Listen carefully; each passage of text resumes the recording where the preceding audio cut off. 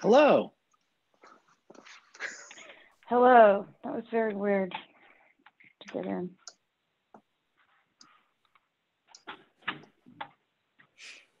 Yeah, I've been sitting out there like, what's going on? How can there be nobody here? Oh my God, that was Jeff. Nobody saw that.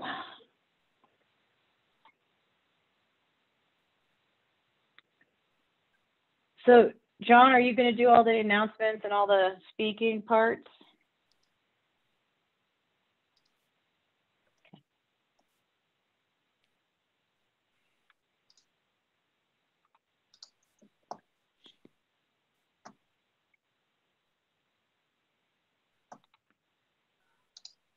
Can you hear me now?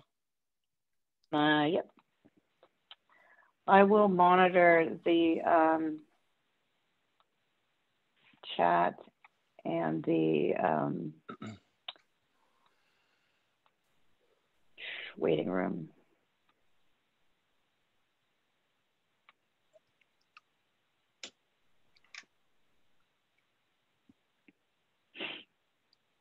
Well, hi, kids. Everybody just looks like they're never been in a Zoom call before. Well, we're certainly dressed the part. Yeah, you got a moose on you too. I got a bear. Technically an elk. Oh, okay, fair enough. It's little from here. Exactly. So now I got to pull up that email. That's why I'm letting you do it. I have two screens and they're busy right now. Yep.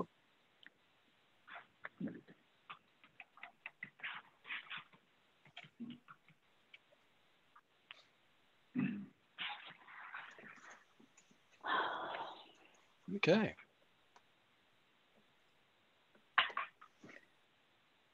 Where is everybody? I know, they're trickling in. Give it a few minutes. There's a motion blur right there. Yeah. That's fun. Yeah. Flowers in Colorful. my backyard. Nice. Kind of an explosion.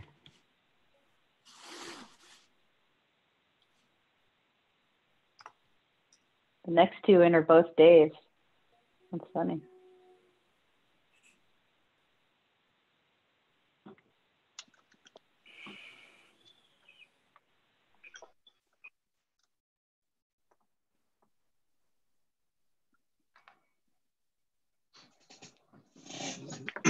Any chance you could enable screen sharing just for me, potentially? I don't know if that's a thing.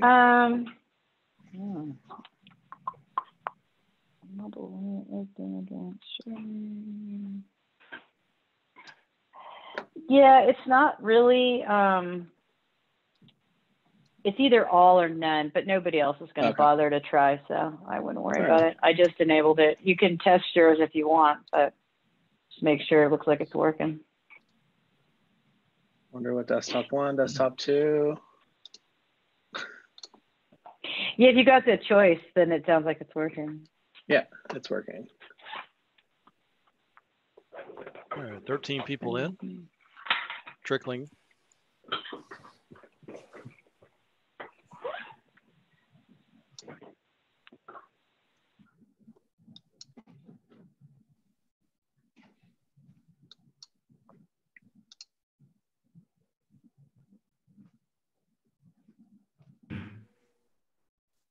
All right, it says I have to exit and come back in order to share my screen, apparently. So I will be right back. Okay.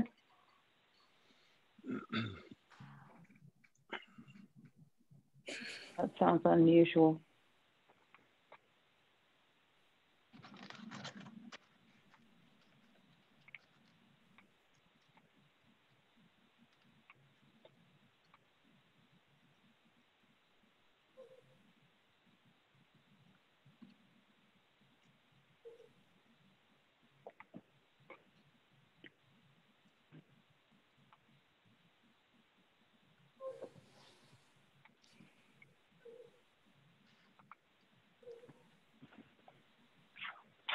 All right, we got to get some conversation going on.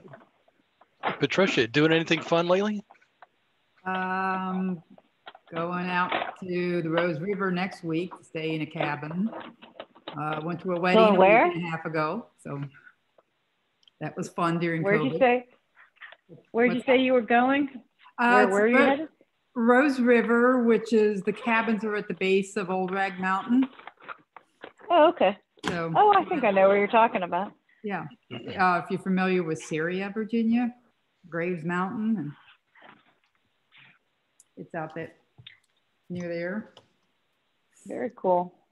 All right, I'm intrigued now. Asian persuasion? I was wondering who that was last time. I guess they like to be anonymous. He's got his audio muted. Or she. Yeah, unfortunately, I can't force the audio on. I mean, not the audio, the video. Yeah.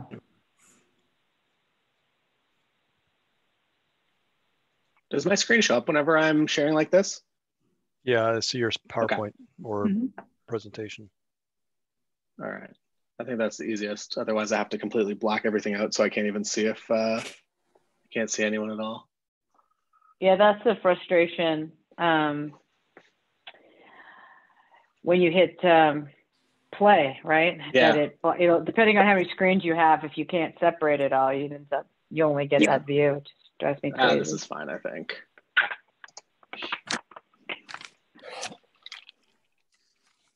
Wow. You can make it slightly bigger by unchecking format, and that will take that right pane out of there. Nice, thank you. There you go. Mm-hmm. Nice. There you go. Yeah. Got a couple more people that came in.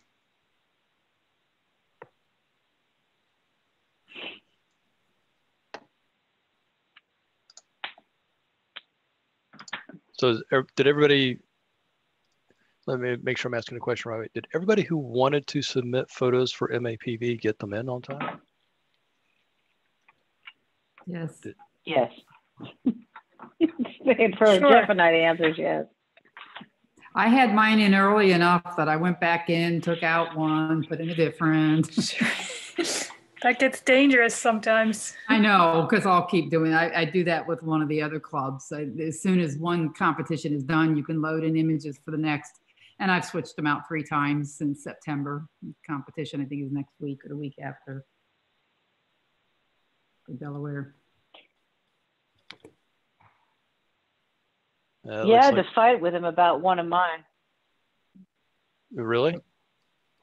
Yeah, I mean, it was nature, but it was like completely manipulated, and they didn't bother to like look at it. They saw a flower and they're like, it fits nature, and so it can't be in photo art or whatever. And I like laid into them. I think they've made the rules as complicated as they can. So I'm like, you better go back and read your rules, because I put it exactly where it belongs. And it got back in. So doesn't mean it'll get anywhere. Just means it's, in. Yep. Well, looks like the trickle of joiners has slowed. I'm going to go ahead and get started with announcements. You may have heard there's a meetup this weekend. Sunday morning is the date. It is at Balls Bluff Battlefield Park out in Leesburg. You've got a wonderful host out there. He's really, really good, knows that park like the back of his hand. So we'll look forward to seeing me out there. It is projected to have some rain on Sunday, at least according to today's forecast. And this is one of those things where, someone asked me, is there a rain date? Yes, there's a rain date. So if we need to schedule a follow-up, we'll do it the following Saturday on the 17th of October. But quite frankly, I'm the kind of nature photographer who loves the bad weather. So if anybody has not gone out in the woods after a good soaking rain to enjoy the contrast and extra saturation that water brings, I'm happy to go out there with you. So that is, again, Sunday morning. And if everybody bails, we'll do the rain date on the 17th. We do have a competition coming up on the 24th. And the deadline for entry is tomorrow night at midnight. Ooh. No, I'm kidding. I'm kidding. Just seeing if everybody's listening. just checking. If anybody was listening. Exactly. The details are out on our website. It is the basically midnight the Monday before. So what is that? It's the competition is the 24th of October. No, 22nd of October. Yeah. Yeah, 22nd of October. There was a typo in my notes here. So yeah, midnight on the 19th is the deadline for entries. The subject for this competition is big city / architecture. So looking forward to seeing what we all do with that. And again, details are on the website. I encourage you to go out there and bookmark it if you haven't already. And we were just talking earlier about MAPV, and the date for that virtual conference is the 7th of November. And we've actually started planning a club watch party, if you will. It's going to be an all-day thing. We've got workshops and speakers lined up to fill the time. So we're going to be starting that in the morning, and we'll have a projector. We'll show the speakers, the 2 speaker events that MAPV has on, as well as some other speakers and workshops over the course of the day. So look for some more details coming up on that. Again, the date is the 7th of November. And then our next speaker will be on the 12th of November. We'll have Joseph Rosbach in talking about fine art photography. And there again, there will be no competition in November. Sorry, no competition in November due to the Thanksgiving holiday. So it will be speaker only in November. And I think that covers everything. Anybody else have any new business to talk about that we need to bring up? Anything? Fair enough. In that case, we'll go ahead and roll into tonight's speaker. Tonight we have Taylor Jackson. He has been a photographer in the Kitchener-Waterloo, Canada area for over 15 years. He started in music photography, photographing the bands that he loved, and eventually those friends started getting married. Funny that. They didn't want to hire a typical wedding photographer, so they hired him. So anyway, they just wanted to live their day and have someone make it look incredible. So just some interesting facts. Over 90% of his wedding days are entirely candid. The first photographer in the world to offer both photography and highlight film coverage as one person. I'm sure he's going to love talking about that one. 80% of the couples hire him for both photography and video. He is married to the beautiful Lindsay Coulter, has taught over 10,000 photographers all around the world how to take better pictures and make better videos. He has a strange obsession with pandas and tacos. At the same time, I don't know. He became a professional photographer when American Idol used one of his images on season 2 back in 2003. He hosts a photography and travel show called A Photographer In. He's photographed over 600 weddings in the Kitchener-Waterloo area over the last 15 years, and he's been in over 40 different wedding and photography magazines all around the world. And let's see, photographed on every continent, including Antarctica, last year. All 7 continents, apparently. And he was voted most inspiring Canadian wedding photographer by Wedding Bells magazine. Tonight, we have Mr. Taylor Jackson. Hello, everyone. Thank you very much for having me. I know you can see my screen. Can you see my face too? Am I like a little square or something? Or I'm seeing a nod. Awesome. So yeah, I'm going to talk, I guess, about success in wedding photography, but also I'm going to speak a little bit more generally to, I think, photography as a whole, because, well, wedding photography is at least kind of my key, I would say, like kind of the cornerstone of my business, that there are a number of things that all come from that. I really do believe that wedding photography is kind of the culmination of pretty much every other style of photography. You have to be a product photographer, you have to be a landscape photographer, a portrait photographer, obviously, as well as you have to basically be able to pose or completely rely on photojournalism. And it's kind of fun because it's almost whatever you want to make it. The big thing in the beginning for me that I guess made me not really love wedding photography right away was because I wasn't photographing for the couples that I was actually really getting along with. That before I was fortunate enough to photograph those couples that I met through music and that kind of wanted that style of photography, I tried to go out and try to figure out like, hey, how do I become a wedding photographer? It was somewhat financially driven in the beginning. I was doing some micro stock photography and making very little money at it. And I wanted to make it maybe not my entire career, but I definitely wanted photography to be a key part of kind of what I did throughout my life. So I really kind of set back and I was like, okay, so it looks like this is a sustainable avenue for success as far as money. And the big thing for me is just both, even more so than financial freedom, is just time freedom. That if I can be a wedding photographer, that means I have to be somewhere on a Saturday, but the rest of my days throughout the week, I almost invert the 9-to-5 job. So that was something that was really attractive for me specifically, and why I actually chose wedding photography. To, I guess, like go into a little bit of my story, as was mentioned, that I came from music. I was a very poor guitar player, very poor drummer, okay bass player, very terrible singer. So I didn't really cut it as far as the actual music goes.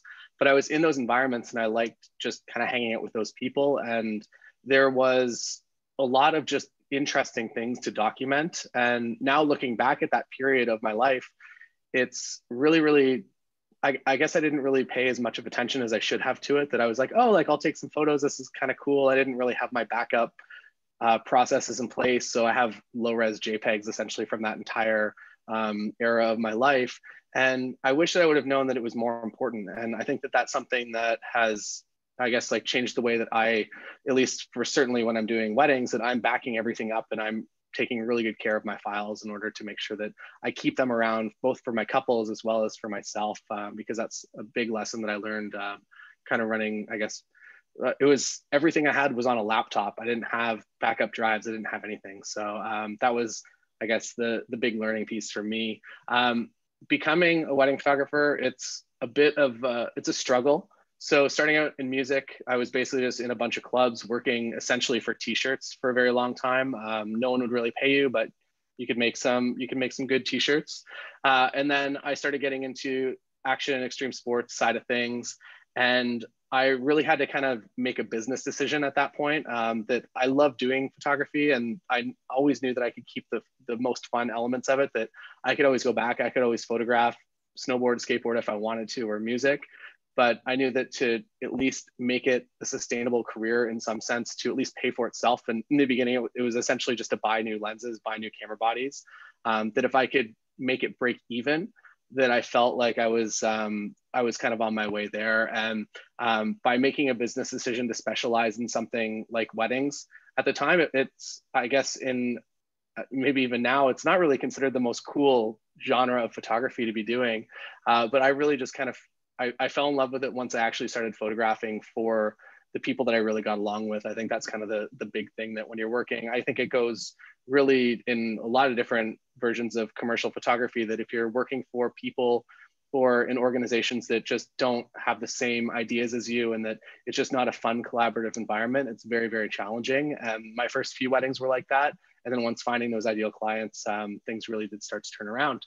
The problem was that I had no portfolio, I had no experience, and I was trying to book these weddings. And when you come to a wedding couple with a portfolio of music photography, no one really even considers you in their top 20 for that person that they're going to hire. So I basically made at least my shift to be like, okay, so I'm going to photograph you guys snowboarding, skateboarding, music, as long as you'll put up with me for like 25 minutes to go out and do a portrait shoot of you and your significant other.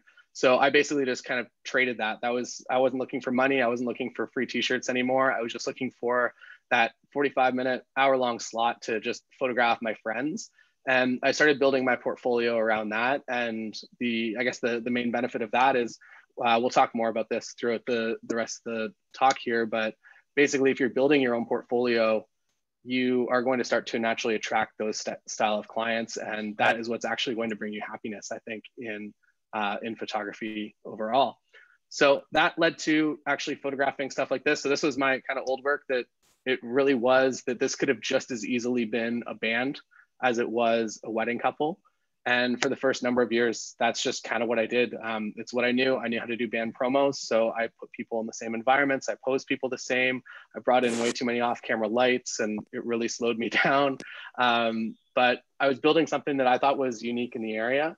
And it wasn't so unique that there was absolutely no market for it. I think it's important that whatever you're creating, if it is intended to be sold or purchased somewhere along the way or commissioned, that you have to design it within kind of the realm of what people mostly understand and what they can see value in. So I was kind of within those parameters, but in 2006, 2007 was definitely kind of pushing that envelope a little bit.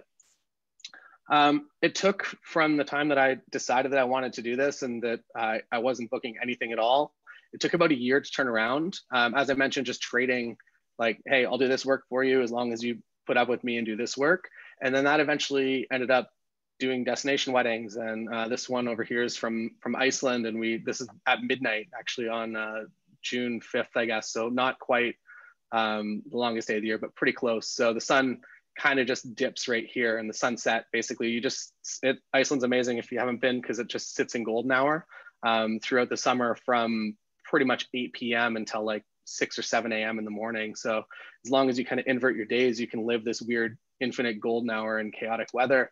I was fortunate enough to just, again, through the work that I created, to connect with people that were just as crazy and wanted to go out and do that. And I would say with the current world situation now, that elopements, which is kind of what this style of wedding would be, just us going out, taking some photos, usually meeting up with an officiant, doing a quick ceremony, that those are becoming a heck of a lot more common.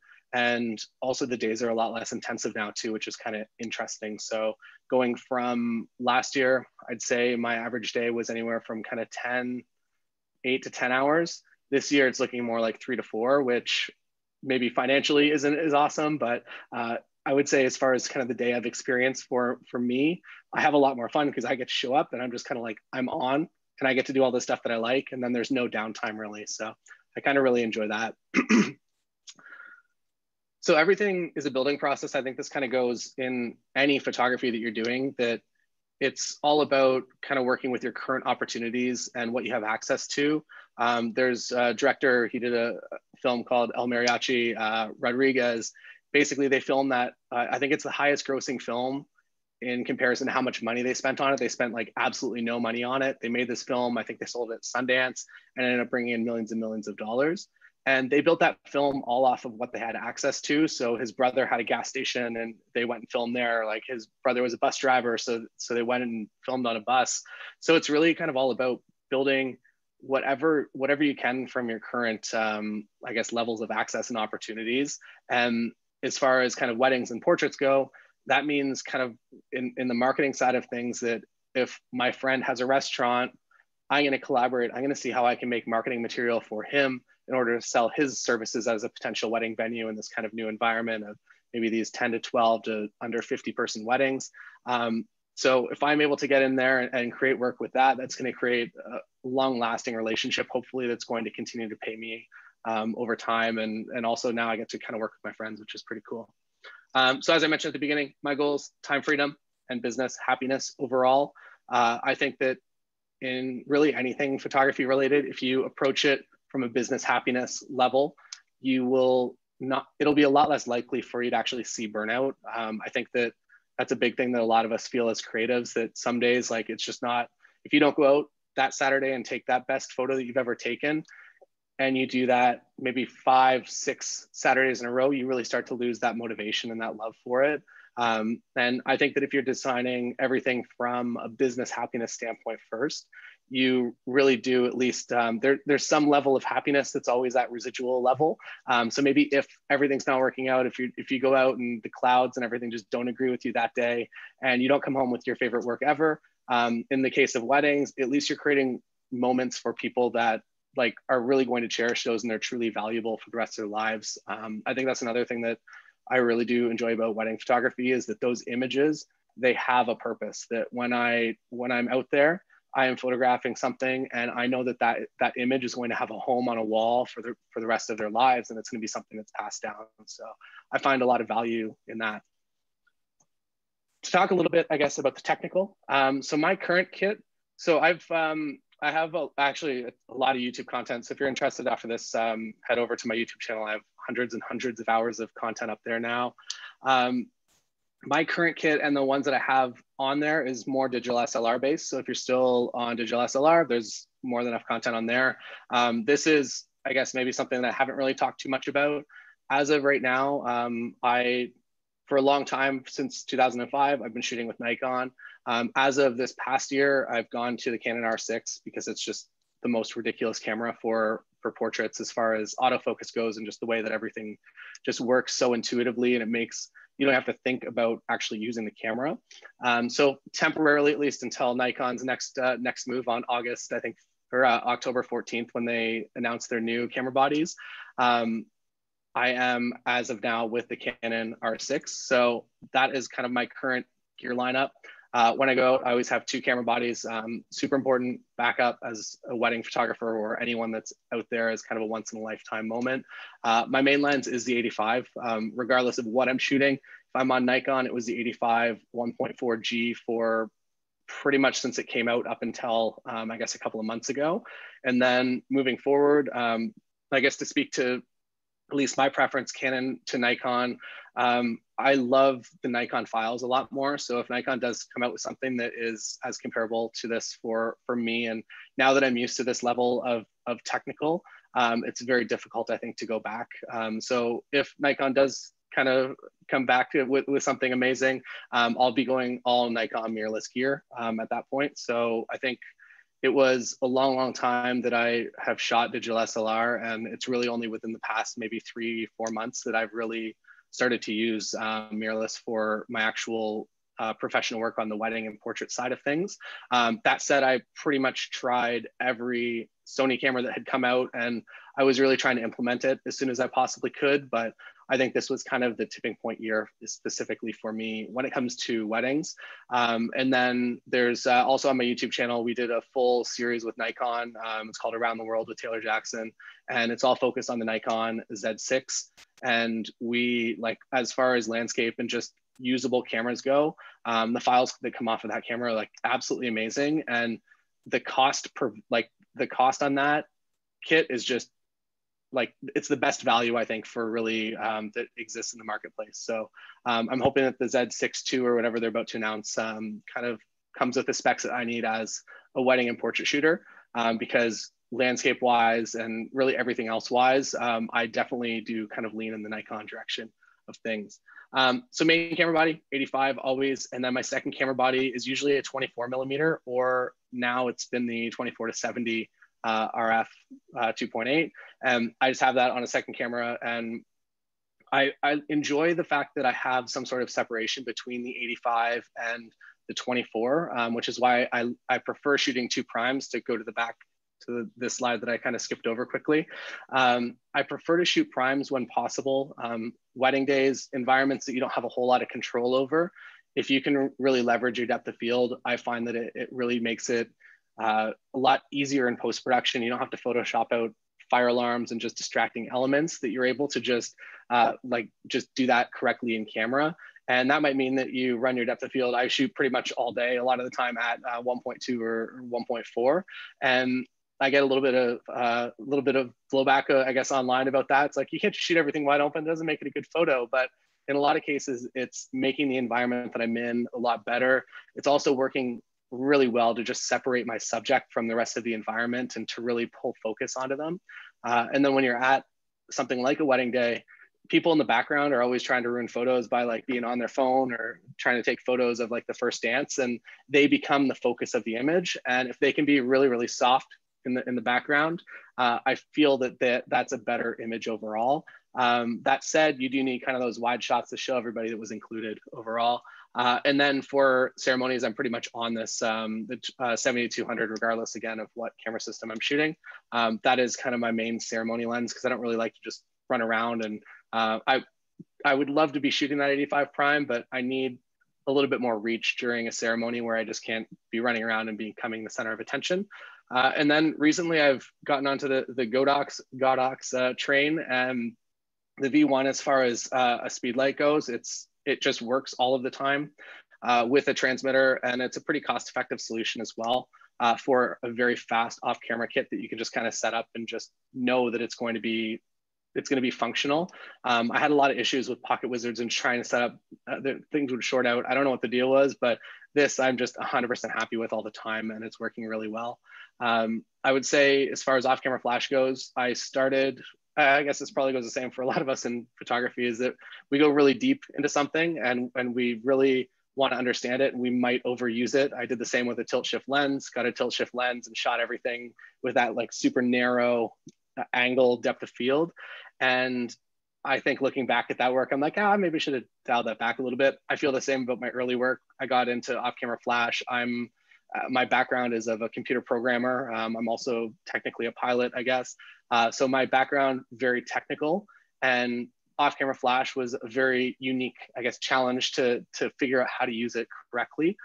So maybe a word of warning, if you're going too deep into something, it's go 100% of the way, figure out where that limit is, and then pull it back, at least for commercial professional work overall. So to go through kind of, I guess, like the look and feel of images that you can get. So 85, this would be from a 1.4. This is from a Nikon D850 and the 85 1.4G.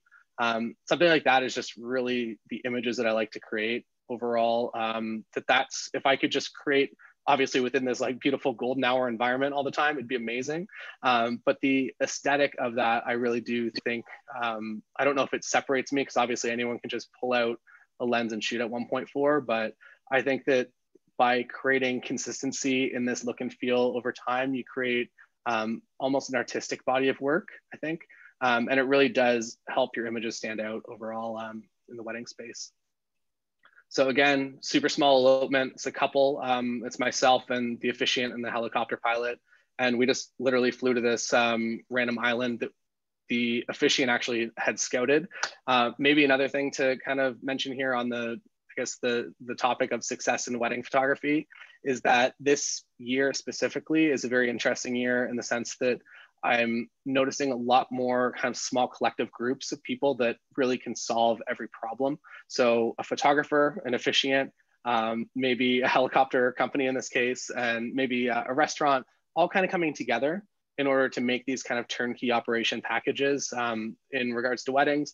People, at least like my couples that are maybe on their second rebooking now, that they wanted to have their wedding, and that was back in March, and then they got bumped to June or July, and then that got bumped until October. They really just want to have a wedding now, and they're kind of over the planning and replanning stage. So this is kind of like the time that if you can join forces with a few people and just offer those turnkey operations as far as small elopements go, you will likely find a lot of business really quickly. And this is also potentially like the only time in history, at least in the past history, that this has ever been possible.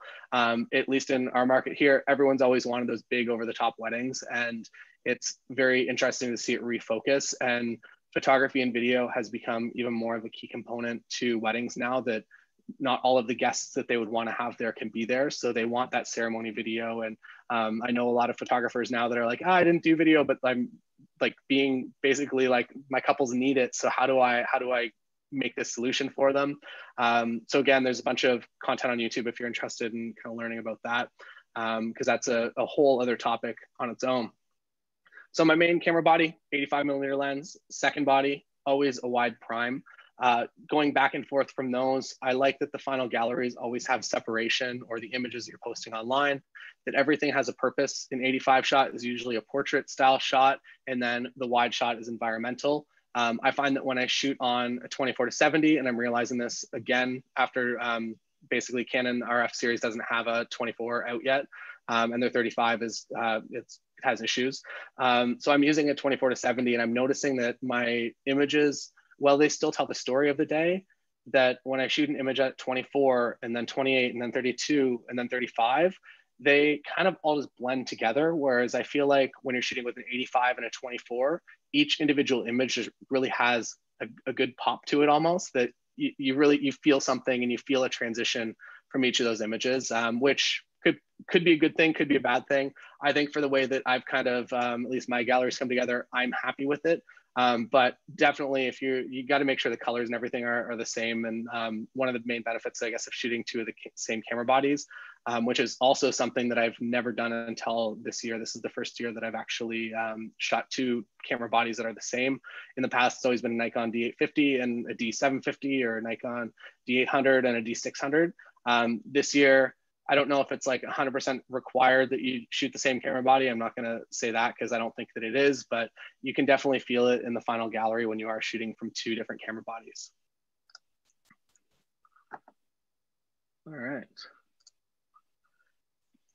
Another example from the 24. And again, 24, one of the things that I've loved for a long time is the look and the feeling that comes off of shooting a 24 or a 35 prime at wide open or near wide open. The way that the images come together, there's just kind of a softness to it, not an out of focusness, but a softness overall to the image. With Leica Cinema Glass, they actually market themselves on this, whereas I think that Sony and Canon and everyone else kind of do the opposite. They're like, we got the sharpest glass you'll ever see. Leica markets their Cinema Glass, they're like $100,000, maybe $10,000, like cinema lenses, on the fact that they create a natural real to life softness, which I like to involve in my wedding and my portrait work a lot.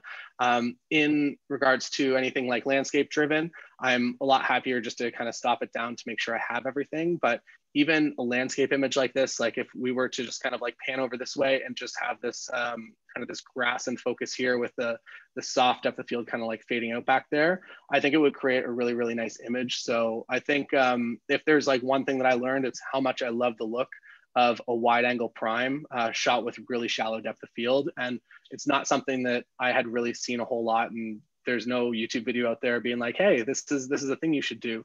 It's just something that I found that I really kind of artistically really enjoy. The 7200 is a lot of my friends call it either the lazy girl or the lazy boy lens, depending on if they're male or female, I guess.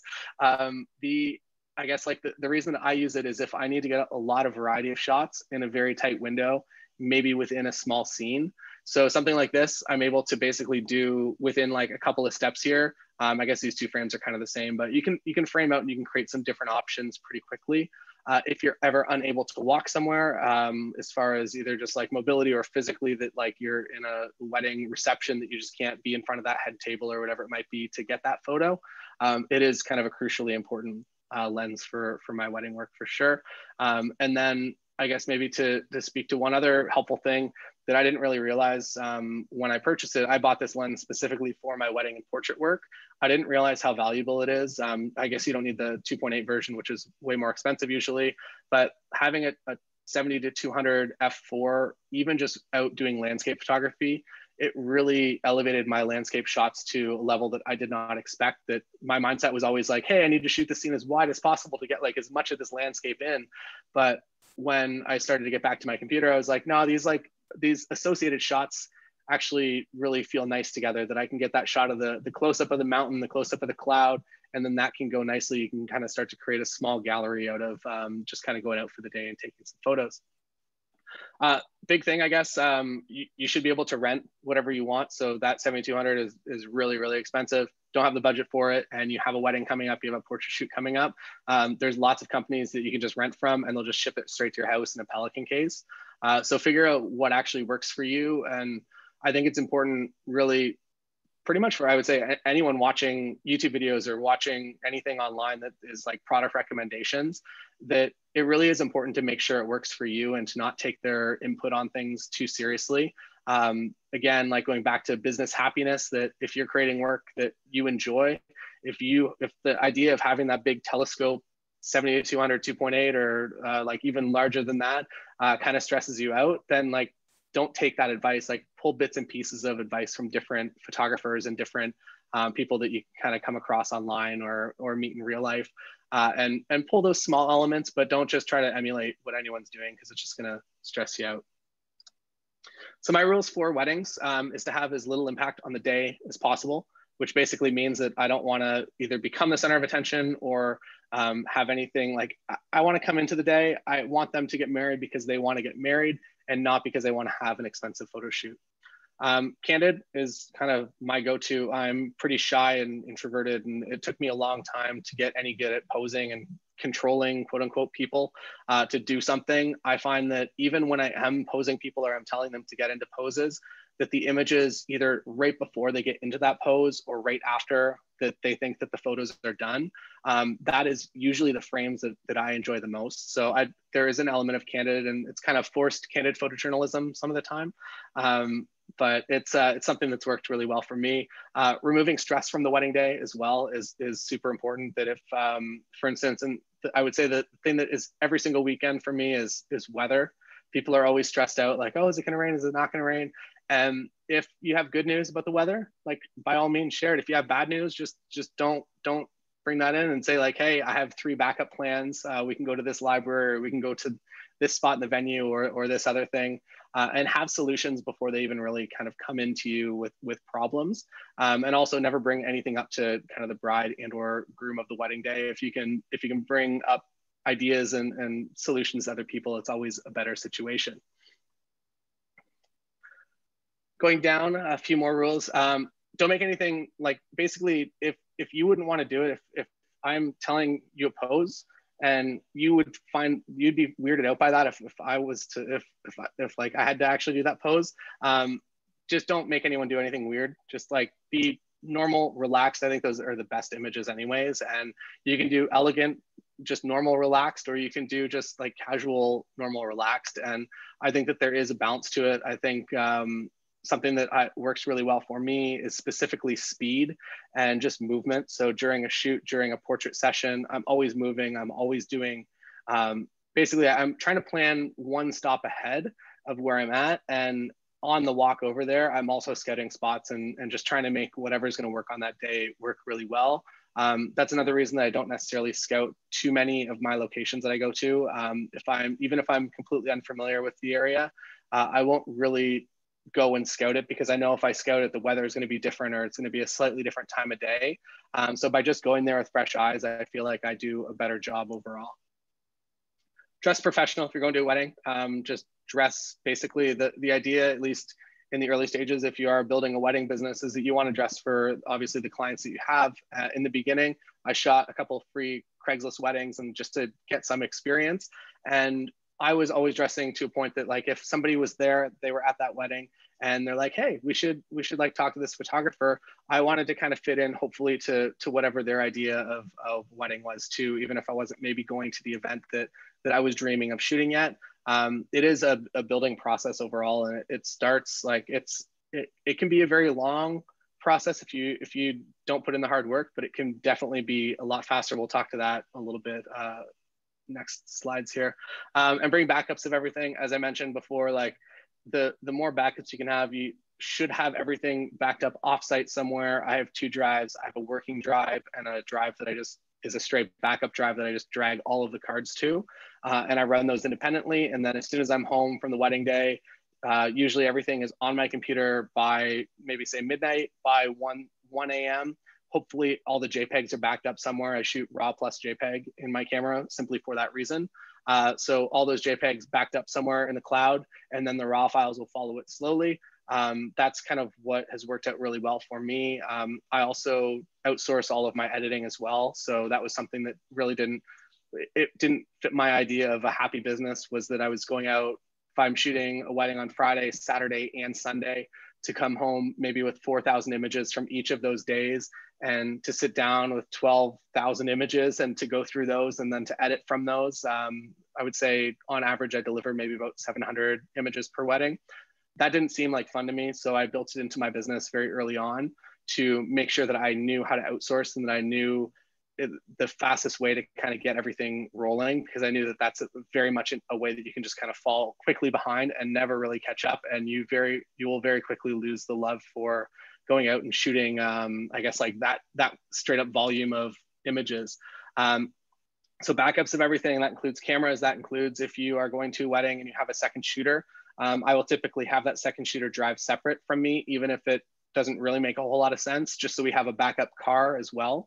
I may be a little off the deep end with backups, but I don't believe that you need to make a mistake in order to learn from it. I think that if you just try to avoid all the mistakes that you could potentially encounter, that hopefully you'll never have to experience them overall. So yeah, bring backups of absolutely everything. That goes for cards, that goes for lenses. And even to an extent, I have another backup camera. It's an older camera, but it's an older camera with a 50mm lens. So worst case, that stays in my car. And if, like for instance, in the wedding space, you're out in a park, somebody comes by and steals all your stuff from you, that is something that you cannot avoid, that at least you have something to finish the day with, and that you can continue to work and just not lose everything and just be like, I don't know what to do now. So again, kind of thinking one step ahead of kind of every worst case scenario. And then discussing all the rules and the terms before the day is another big thing that I feel like a lot of, it's always, especially as an introverted person, it's always difficult for me to talk about payments and things like that, especially on the wedding day. Like when I'm leaving, it's like, cool, like, can I have like my final payment now? I don't want to be doing that. So everything is paid up front so that I show up to the wedding day and we never have to talk about money ever again. I do the job, I deliver the images, and everybody's happy. And then arrive early too. Another thing that I guess, speaking from my experience, that I didn't really know how to pose people that well, that I came from music and I came from a place that like people just did stuff that I could just be photojournalistic. I could capture that. I didn't really know how to put people in poses. It felt very foreign and very unnatural to me for a very, very long time. So back in 2005, I had a little flip deck of just photos that I would kind of roll through in my car and be like, all right, this is what we're gonna do. This is the getting ready photo. This is the dress hanging. This is this photo. And then I go up and I try to replicate those as best as I could from my memory. Now, fortunately, we all have phones with us, and there's a lot of apps. You can just even make a Pinterest board and put all of the images that you want to do something similar to on that Pinterest board. Or there's an app called Unscripted that is just like a huge, I think it's a paid app, but it's a huge database of just different just photos that you can just replicate with people. And I think there is value, especially if you struggle with your words, like I definitely do, to just be able to show them a pose. I don't feel like it's a negative thing to show them in like, hey, this is what I want to do. I think if anything, it almost relaxes couples and relaxes, especially in family sessions, that if you can just show the kids like, hey, this is what I want to do, that they can just quickly do that from a visual cue rather than you trying to talk to them and try to like, okay, now you down, now you go this way, now you lay across the whatever it is. If you can just show them kind of the image that you're after, obviously it's going to come together completely differently from the image that you're showing them based on all of the variables, but to have at least that starting point really kind of released a lot of my anxiety. As I mentioned, leaving a wedding day is always a bit awkward. So just like figure out, make sure all your payment and everything is all done before you have to head out. Otherwise, it's going to be a little bit weird. Where I started with price. So pricing is a very challenging, I guess, subject, simply because when I was kind of coming up with my wedding photography pricing, I didn't have any idea where to begin. I didn't know like that, hey, I should price myself at exactly like $800 today or $1,200 or $3,000. I had no idea. So I kind of compared myself to at least skill level. I was like, okay, like I could probably do work on par of this person, but I don't have the portfolio and the experience to back it up. So that's going to be the short-term target. So I started pretty low, and pretty much every wedding I would bump my prices up maybe $200-300 until I got to that point. And then I felt comfortable. I was like, okay, cool. Like I have some experience now. I feel like I can do a good job on any wedding day. I would say after maybe 5-6 weddings, you pretty much have troubleshooted a lot of the problems that you're going to discover on a wedding day. So by that point, one, you usually leave the day feeling a lot more energized. The first ones you just leave feeling completely depleted because you've just used all your brain power and all your problem solving energies. But leaving a wedding after you've already kind of pre-solved all the problems and you don't have to think too much about your gear or where you're going to set up that off-camera light or what you're going to do in this certain situation, or if it rains, that once you kind of have all of that, your mind starts to relax a little bit better and you can start to get more into the creative side of things on the wedding day. In pricing, bumping up to, I think I went up to, I was afraid to go above $2,000 for a very, very long time. Looking back now, what I realized is that a lot of the couples that probably would have booked me in that time, my skill and my portfolio, I think at some point exceeded what people expected to see from a photographer that was priced under that. So there was a hesitation with couples and with people that wanted to book me. That's like, okay, like this looks really good. Why is he so inexpensive in comparison to like this other person that we're comparing to? And people will, out of safety and out of trust, they will spend more money to hire somebody. And I think this goes down to really pricing. I guess the mental process behind this is that people will spend what they believe that they are worth on wedding photography, not what you're charging. So if they believe that they are worth a $4,000 or $5,000 wedding photographer, that is what they're going to spend.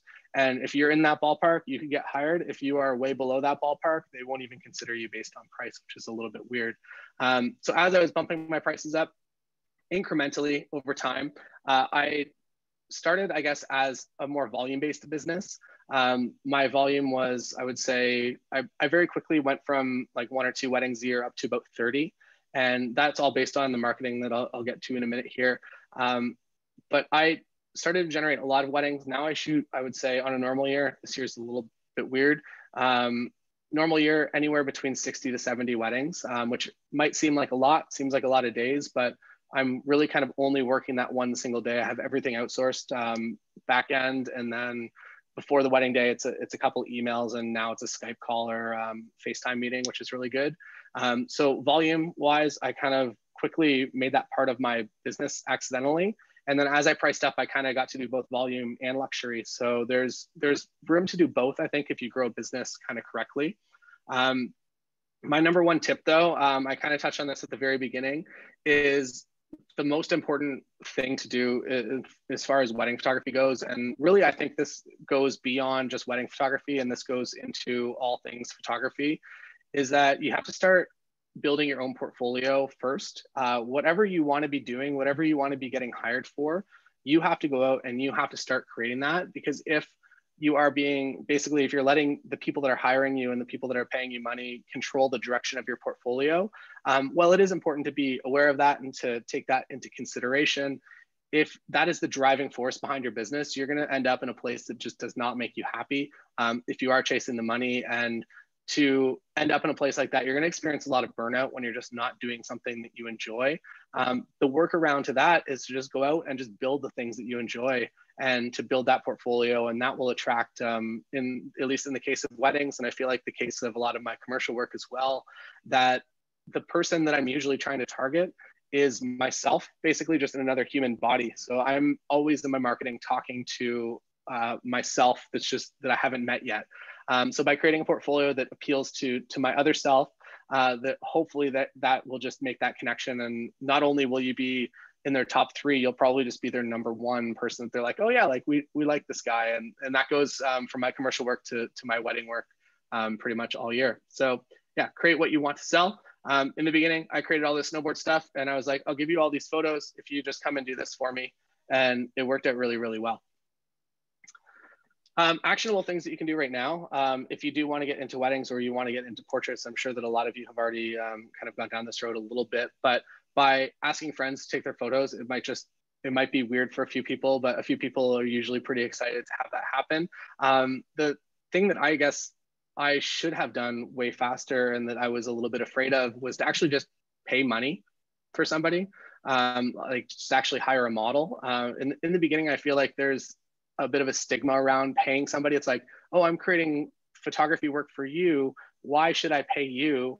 And in the beginning, that is definitely the inverse, that you need that work in order to book more work. So that would be the quick workaround overall. My AirPod might have just died.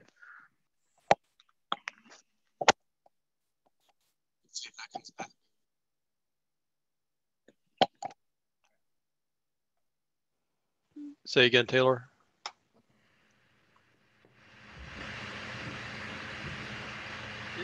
All right. How about Yeah, now? Now we can hear you. Good. Okay.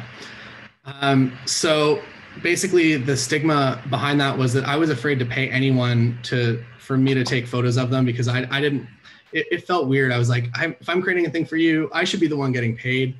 In the beginning, it's definitely the opposite, that I would pay as much as I could now. This even goes to, I guess, like the destination wedding side of things, that it's very difficult to ever shoot a destination wedding without actually photographing a destination wedding first. It's like the chicken or the egg thing, that if you are trying to shoot a destination wedding, you want someone to hire you to go down south to do that super cool beach wedding.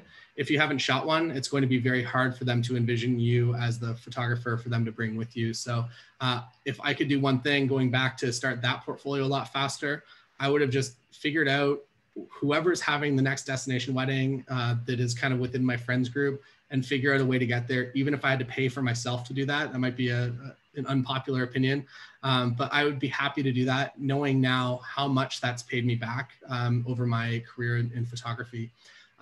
Setting up styled shoots as well, that if you connect with other vendors, other restaurants, and like right now, that pretty much every restaurant I would say is running smaller weddings, which is not a thing that used to happen. Like even this time last year, there were very few smaller weddings happening in venues of like that would just be a regular restaurant. So now all those people, they need marketing material as well. So again, like very important, I guess, just to start networking and just start creating marketing material for other people. Portfolio workshops are always a little bit gray, because usually that means that somebody else is setting up like this beautiful styled shoot for you to show up and kind of turnkey, like, here's your portfolio. If you're not too in control of that, I think it's a gray area to be in, simply because that's their vision, that's what they've executed. But if you are in the process of just kind of like creating that with them, I feel like it's definitely a reasonable thing to use in your portfolio. And then the way that I kind of jump-started my business was just offering free engagement sessions to friends and strangers. So literally, if someone would inquire, I'd be like, I've shot one wedding. What do I have to lose? I'll give you a free engagement session as long as I can use these photos on my website. And in the beginning, that's kind of what I did. Again, maybe an unpopular photographer opinion, but I just went after that, and I was like, hey, if you guys want to try before you buy, like, let's go out, let's do a shoot. I'll give you guys, we'll call it like 10 high-res JPEGs. You guys can do whatever you want with them. If you want to buy the full session, it's X number of dollars. And if you want to book me for your wedding afterwards, like, we can do that too. But in the beginning, I think that was just the way that I kind of got my foot into the door. At least started photographing people, and then also the scary part of just showing up to parks and meeting people and having to take their photos based on no rapport prior to that, which was very difficult for me as an introverted human being. So yeah, do everything you can right now to start building your dream portfolio, regardless of what you're at in weddings or any other style of photography. It's the thing that I would, like, looking back, it's the main thing that I screwed up, is that as soon as I started finding some success and started finding some traction in the industry, that I kind of gave up on that. And I would keep doing that and keep pushing that through, and like just continue to always be building your portfolio. I will touch quickly on this, and then I think I'll wrap it up kind of after this. Booking more weddings, some actionable things that if you are interested in getting into the industry, and a lot of these tactics can also be applied to commercial work or portrait work or family sessions or maternity or baby sessions. So same deal, just like going out and creating all the work that you want to exist. But unfortunately, we can't really compete on just being the best photographer anymore, because there are so many good photographers. So you have to compete in a different way. And what I've found that works really well is that when I'm thinking of myself more as almost like a media personality, if that makes any sense, not necessarily like I don't need to be on the news or anything, but thinking of myself as a media company has really helped me really extend my business in all genres of photography. That before I was trying to be a wedding photographer, I was trying to be a portrait photographer and a music photographer. And once I started realizing that there is so much more work that I can create for our local community here, that is when things really started taking off. And I started to find even more traction and even more people that were willing to support my work and share my work and tell their friends that they have to book me for their wedding. And that was simply just like me becoming somewhat comfortable in front of the camera. I'm by no means, even now after making thousands of videos, I'm really not that comfortable in front of the camera. But by just doing it and by doing it every day, I got a little bit better over time. And I just started doing projects. We did a number of projects that are all locally based. We have a lot of startups in our local area. So we did a documentary on them. That was kind of, I didn't know how to do video. So I was like, I can either go to school for this, or I can just like do a documentary, a short documentary. So I just interviewed a bunch of people and put together a story here. It actually ended up, we put it on Kickstarter or Indiegogo, I guess, and it ended up making a lot of money. So it became a profitable experiment and a profitable way for me to actually get my, I guess, like my schooling as far as video production goes. And that was kind of my first, like, okay, so like people actually are really passionate about the place that they live. And if I can go out and I can create great stories and tell local, like even as far as like what the best pizza is in your city, like topics like that, people just absolutely love when you go so deep into something that it just becomes almost silly. But if you were to say, for instance, like have a show specifically about pizza in your local area, there's a pretty good chance that a lot of people are going to share that, even if it's just short little like 1 minute segments about like where to find the best late night food or whatever it might be. But by creating just kind of those small pieces to put on Instagram stories in the feed, or on Facebook, or YouTube, even if you want to make it a slightly longer production, by doing things like that, you start to create a personality beyond what any other photographers in your local area are really trying to market themselves on. So you're kind of, you're working, or you're marketing in a way that no one else is even really competing in. Or if they are, they don't really understand what they're doing yet. So you can kind of hopefully have the upper hand in that. The, I guess, surprising thing was that it not only booked me more weddings, that for instance, we did a local food show here where I just hired my buddy Tim to come out and just film us just going to different restaurants. And we do small interviews, and it turned out to be something that our community just really, really wanted. That local food show did not exist. And we were like, hey, like, let's just do it. We have the tools, so why not? It'll be fun. And that turned into, I forget what the stats were on it, but I think I ended up booking something like 32 weddings from it over 2 years total. So we found local sponsors to pay for production costs. And then I also got to profit as far as the wedding business side goes, and the commercial end of my business too. So very, very cool. Educating your audience, I think, is also a good one that no one else is really doing locally. So if you are the person that, we'll go a little bit deeper into this, that basically if you are a local business, you don't have to compete with every single person that you're ever seeing online. But what the good thing is that a lot of places like wedding magazines, in the case of wedding photography, they've already put together all this information for you, and they've kind of split tested, and they've figured out what topics really work well. So you can modify these topics and just make them specifically about local things in your area. So you don't have to do all the planning and all the super hard work of knowing what's actually going to get clicks and what's going to get shares and what's actually going to be helpful for the end person watching this. You can just go here and you can just sort them by the most popular, or just have a look and see which ones get shared the most. And if you can go out and you can just start creating that content, and by creating everything and tailoring it to your local audience, that you can kind of become your own local wedding magazine. And if you become a wedding magazine, or really kind of whatever other niche that you'd like to in photography, if you can become the authority in your local area on that, it's just going to have a lot of positive, I guess, profits for you across the entire board of photography, both in money-wise and happiness-wise. And then also just like the big thing that I'm always after is unique and interesting opportunities. I would say by doing that and by being involved in the community and just getting out there a little bit more and telling good stories, that I've really kind of helped myself open up a lot more of those unique and interesting opportunities than I would have. Kind of the way that goes is we make one big piece of content. So in regards to weddings, say we'll go to a wedding venue and we'll sit down with the lead coordinator there, and we'll be like, hey, tell us about your business. And we're going to do a little video tour while we do that. And then we put that together, and maybe that's a 5-minute video tour.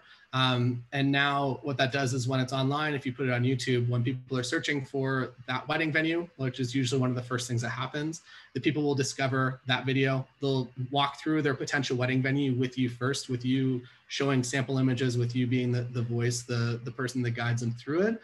And then we'll take that and we'll put that on a blog post, which gives you even better SEO. And then you can put pieces of that into your Instagram story or YouTube or Facebook or whatever it might be, that any small piece that you create really has a lot of different uses.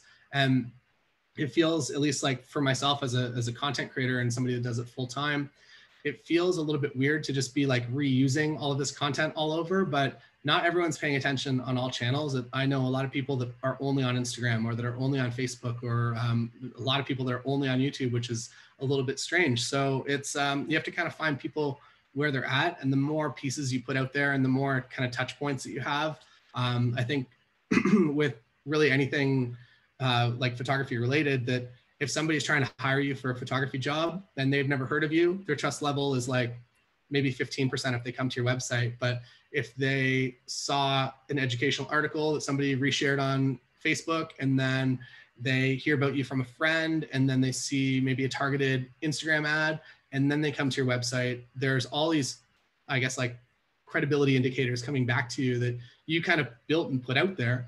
But they will really help people trust you a heck of a lot faster when they arrive on your website, for whether it's weddings or whether it's for anything commercial related. I think it's important to make yourself more useful than a local magazine in whatever aspect of photography that you want to focus on. That in regards to weddings, that like all of that content has already been created kind of for you, but it just hasn't been created for your local audience. And I think the same goes really with a lot of different niches in photography. It's a big task, but success in the industry basically means that, like, I guess as somebody that was working a desk job for a long time, I always thought that that was the most secure route. And I quickly realized in 2008 specifically was that by being employed by somebody is not by any means the safest way to live a life. And as far as just kind of my mental happiness and releasing anxiety, that if I can work for myself and I can be in full control of my business, that puts me in a much happier place overall. And then the financial freedom that comes with that as well is really great, because when you put in those hours working at your business, you actually get to reap the rewards of that 10 years down the road, or well, obviously this year, but like you're building something that's going to be, that's going to continue to pay you over time. So it's something that I don't think that I realized how good of an idea it was when I first got into it, and started to just kind of evaluate my chances of becoming an entrepreneur and seeing them as like maybe a 5% chance of success. And then realizing that if you just work hard enough and you keep working and you just don't give up, that you will eventually get there. So yeah, I think that's about all. I think overall, it's important to create marketing images for everyone. I think that by creating the images that you want to exist in the world, and by finding a way to put those in front of the people that are similar to you, that is the way that you're going to book really anything photography related if you are interested in selling your work. And then, yeah, just never stop building your own portfolio is kind of the big thing that I know now that I wish that I just would have continued with the entire time. So yeah, I think that's all for me. Any questions? Awesome. That was a lot. So so right now I'll unmute everybody. So if you want to just talk, you can. And let me see if it'll work. 1 second here. No, I cannot. Let's see. You guys are going to have to Sorry, I feel unmute like yourself. My speaker's on my head or headset. And then also there's a couple in the couple questions in the chat. So so one question is, how did you select an outside editor? Like, did you go through a bunch? How do you find who you liked, who you trusted, who had like your vision for the final product? That's one question. Yeah. So for finding an editor, I think it's always been a moving target. I began with a specific person in mind, and I employed them in-house for a little while, and that worked really well. The problem with employing someone in-house is that there's a very quick burnout time, I think, when you're hiring somebody. So you really have to kind of give them different work that's not just like if you're shooting 60 weddings a year and you're giving all of those to one person, they are going to very quickly not enjoy their job. So I think it's important to have a few people willing to edit for you and to spread that task. I think as far as just like finding yourself in a difficult situation, if you have one person and that person quits or puts in their 2 weeks notice and they're out, if you have two other people that are also helping you out, one, there's a smaller chance that person's actually going to quit unless they do want it to be a full-time thing, but you have kind of backup as well. So if you're hiring people like that, that works really well. There's a lot of companies online as well in regards to weddings, portraits, family images. that you can do if you are shooting a volume-based business. Shoot.edit does it, Evolve does it. Probably the best of all of them is Photographers Edit, from what I've discovered, that they will do just all of your post-production for you. And the first two that I mentioned have an unlimited plan. So if you're shooting 60 weddings a year, it's I think both of them are $199 a month. So you can just give them as much work as you possibly can. And that's kind of the way that I guess like that I got going with that. And then I've quickly realized that there's struggles and limitations with how much someone else can edit to be like yourself. That you're not going to find somebody that's going to do everything exactly as you want. So I've kind of countered for this by shooting the images as well as I possibly can in camera and getting them to be just like almost 100% ready to go. And that was, that took a long time to like, especially wedding day where you just can't control situations. So yeah. So did you like, I don't know, do you send images that you've edited or that you like and say, I want it to look like this? Or did you sort of send the image as it was, you know, as you shot it and then just take their sort of edit and their vision for it? Yeah, there's different processes for all the companies, but if you're hiring somebody in-house, obviously best solution that they can just sit beside you and they can just learn to edit like you. In the other ones, there's usually an onboarding. So they will edit similar to your style, or they will use a preset that you'd like to use, or they will try to make the same decisions as you. So they can get pretty close, but they'll never like you definitely have to release a little bit of that control in order to be happy with it. Otherwise you're going to get your gallery back and you're going to spend as much time making corrections on their edits as you would have in the beginning. So I think depending, I guess, where that level is, and also finding the right company for you that you can do. I think most of the companies will run a 2-month trial or at least a couple of jobs trial to make sure that like you guys are working well together and that you're getting kind of what you want. So yeah. Cool. And then there's one more, and then I'll let people jump in. It's one more in the chat, which is when you do destination weddings, do you, you know, go about booking all your stuff and then like adding that cost in, or do they control where you're staying or what room you have? And, you know, is that a separate cost? I mean, how do you go about defining what part of that is your cost to go to that destination in addition to like your cost of the work that you're going to do? Yeah. Destination weddings, I think, are always nothing's really written in stone as far as how they operate every single time. I would say that they began very much as somebody that's actually, my wife and I got married at a destination wedding. So now knowing kind of the inside of it is that when we go there and we bring a big group, that we get a free room. We get a couple of free rooms. Basically, if you bring like 30 people down for a wedding, you're probably getting 2 free rooms, which is 4 free slots to bring people down. So knowing that, that's like kind of the easiest route, I think, to get hired for. If you just take one of those free rooms, that's a very easy sell to be like, hey, I'm going to come down like regular. Here's the 1-day wedding package, and knowing that it doesn't really cost them anything on their end. I've discovered, at least I've done a number of weddings or destination weddings now, but I've learned that just booking my own everything when possible is the best way to go about it. So figure out, basically when I get an inquiry, I'll figure out what I think it's going to cost overall, and I'll come up with a number, and then I'll kind of put that into a package, and I'll make it as attractive as possible usually for them, especially if it's something that I know is going to add a lot to my portfolio, that I know that maybe the money that I'm not making on it definitely will give me back the marketing boost and having those images and having new things to put out there to the world. I would say that one of the biggest steps for me was when I shot my first destination wedding.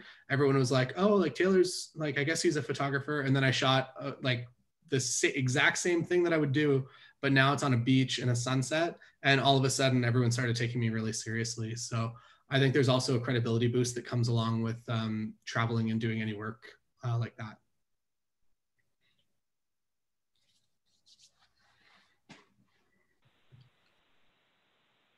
Anybody got any other questions? So Taylor, going back to the shots that you had at the beginning with the helicopter, and I happened to notice that the rotors were perfectly aligned with the fuselage. Did you position those, or was that just happenstance? No, we made the pilot do it. Actually, so I think, I don't know I'm a private pilot, not a helicopter pilot.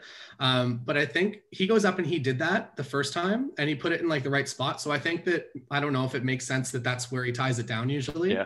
So I think structurally, like it's supposed to kind of be there, but he's cool to put it wherever you want. You just kind of ask, which is kind of nice. Yeah, it definitely looked better that way than off to the sides. But yeah, that's where they normally tie them down.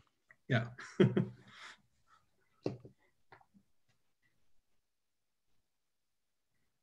No other questions from anybody? If you're talking, you gotta hit the mute button.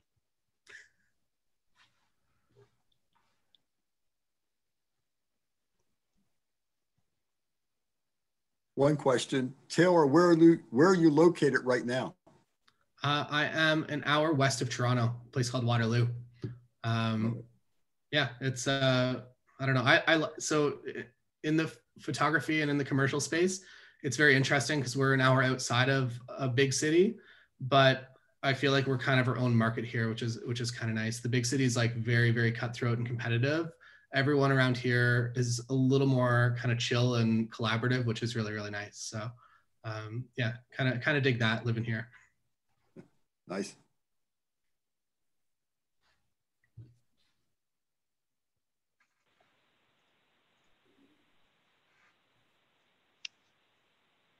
Anybody else? All right. Are you finding that you're doing mostly still prints of wedding albums, or people wanting it mostly digital, or is it just sort of a mix? It's, I would say 99% digital at this point. Maybe that might also be specifically for my clients.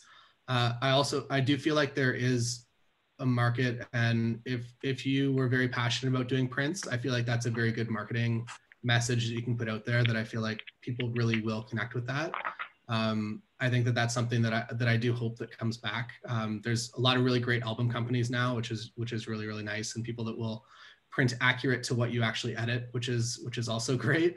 But that's something that I feel like a lot of my couples specifically maybe cut out because of cost concerns in the beginning. And they're like, oh, like we'll add an album after, or we'll add a print package after, but very few of them ever do.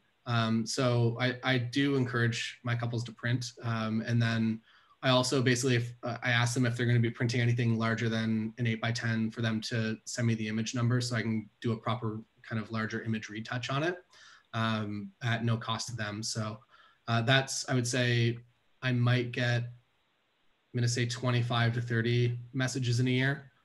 So maybe like kind of one every other week-ish of somebody that's doing a larger print, which I think is pretty good, but hopefully it gets better. So the question for you is, how big is video versus stills in weddings? It's definitely, so I'm going to say like around 2012, I started doing a little bit of video on my wedding days. And I didn't realize at the time how big of a section of my business that was going to be, that it's a very easy way to set yourself apart from the rest of the market when you're doing both photo and video. A lot of companies around here, if they hire somebody, they hire somebody that does photography and video. It's actually somebody that they subcontract, that it might be a different person based on whatever day. My couples know that it's specifically me that shows up, that I am kind of the quote unquote lead DP, even if I do hire somebody else to help me with video, that I'm the one making, I would say pretty much 60+% of each, both the photography as well as the film. And then I'm doing the final edit on it as well. So I have a sense of quality control, I think, that is difficult to find if you are subcontracting someone. Normal year, speaking to last year, I did the math on it, and I think 70% of my couples did both photography and video in some way. This year, it is, I'm going to say almost 100%, simply because not all their guests can be here. So everyone wants, at the very least, just a ceremony video.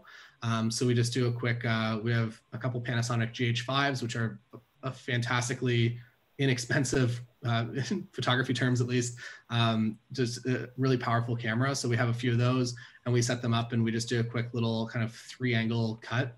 And it's something that has been, I would say, a pretty good selling proposition for us, that it's like, hey, like we'll do this video and we'll also do your photography, and that as one person coming in, or maybe as a team of 2 coming in, to solve all of those problems for them, and to get them that video that they need to send to their grandparents that live in Europe or wherever it might be, to come in with that solution for them has just made it so easy.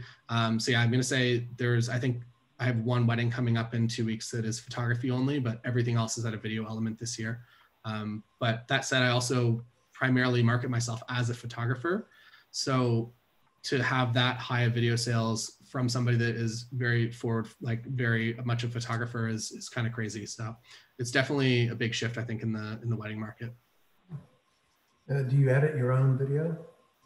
I do this year. Usually we have a girl that helps us out pretty much all year. My wife is a photographer as well. So Alex, our assistant, will edit for both Lindsay, and she'll do my videos. So usually she helps out, but this year just everything's kind of been us. So yeah, it's I would say editing video took me a little while to figure it out, but as far as weddings go, it's very simple editing. It's just kind of straight cuts, and usually if I'm doing a highlight film, it's just music only. So I just pick a song, and I'll have a list of maybe 10 or 15 songs that I can legally use. And I'll either send those to the couple, or I'll just match it with whatever I think fits their day the best, and then send them over and edit. And I would say the very most, maybe once a year, I'll get back some sort of edit request. Everyone else is pretty happy with it. There's a number of things that we do. I focused very heavily in the highlight films, specifically just on the couple and the immediate family, which isn't a problem this year, I guess. But normal years, I focus basically on that small group, because all the edit requests that I ever got in the past was that I included like the cousin's date or something, and by that point they'd already broken up by the time I'd give them the wedding video. So it, like, including less random guests brings your edit requests down a heck of a lot. Photos, it's like whatever, we can just like next photo. But when they're part of the wedding video forever, it's kind of like a, hey, we hate to ask. But that's kind of been the only real, I guess, like complaint that I've ever had with videos, which is just kind of cool. And I shoot them pretty much the exact same way that I shoot all my photography coverage, with a prime lens and just really shallow depth of field. That's one way that the R6 has helped me out a lot. It's because just the in-body stabilization, and then also with the lens stabilization kind of stacked on top of that. It's like, it's very easy to handhold everything now and to make it look really, really proper professional. So are you shooting the GH5 with the Nauticron 90, or what lens? What do we have? Tim, I work with a video guy a lot who brings those in. He has, I think, is it like a 56 or 54 or something? There's some weird 50-ish equivalent that he uses as one of the Leica lenses as a longer lens. And then we use the 18 to 35 or whatever it is, the Sigma Zoom 1.8. Thanks.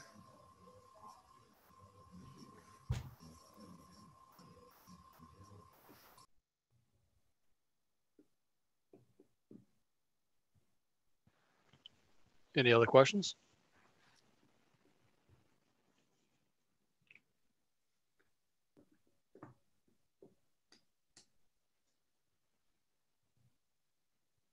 No, we're hearing none. All right. Taylor, once again, thank you very much for your presentation tonight. It was very informative. It was good to see some of the work that you had done, and how you got there. It's an interesting story, and we'll have to look you up online and see what else is going on. Yeah, for sure. Thank you so much for having me and for listening. Hopefully it brought some good value to you guys, and hopefully there's at least 1 or 2 takeaways in there to do something next week. Great. All right. Awesome. Thank you, Taylor. All right. Have a good night, everyone. Thank you. Take care. Take care, everybody.